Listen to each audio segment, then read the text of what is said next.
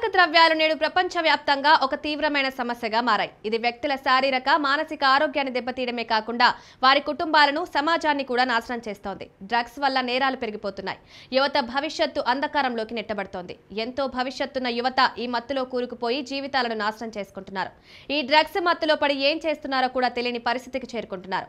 తెలంగాణ ప్రభుత్వం డ్రగ్స్ ను నిర్మూలించడానికి అనేక అవగాహన కార్యక్రమాలు చేపడుతున్నప్పటికీ డ్రగ్స్ వినియోగం పెరుగుతూనే ఉంది. తాజాగా హైదరాబాద్ లో జరిగిన ఒక సంఘటన ఈ విషయాన్ని మరోసారి రుజువు చేసింది. హైదరాబాద్ పోలీసులు డ్రగ్స్ రాకెట్ ను ఛేదించి కీలక నిందితులను అరెస్ట్ చేశారు.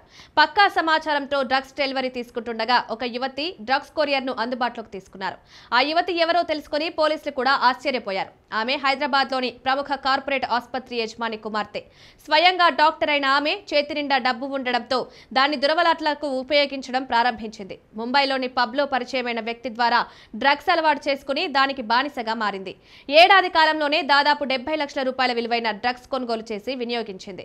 పోలీసులు ఆమెను పట్టుకున్నప్పుడు 5 లక్షల రూపాయల విలువైన సరుకును డెలివరీ తీసుకుంటోంది. ఆమె పరిస్థితి విషమంగా ఉండడంతో పోలీసులు రిహాబిలిటేషన్ సెంటర్ కు తరలించారు. తన కుమార్తె దారి తప్పి డ్రగ్స్ కు బానిసగా మారిందని తెలిస్తే ఆ బిజీ డాక్టర్ తండ్రి ఎంతగానో కుమిలిపోయి ఉంటాడు. సమాజంలో పరువు పోవడంతో పాటు కుమారి భవిష్యత్తు ఆగమ్య గోచరంగా మారడంతో ఆయన మనోవేదన వర్ణనాతీతం.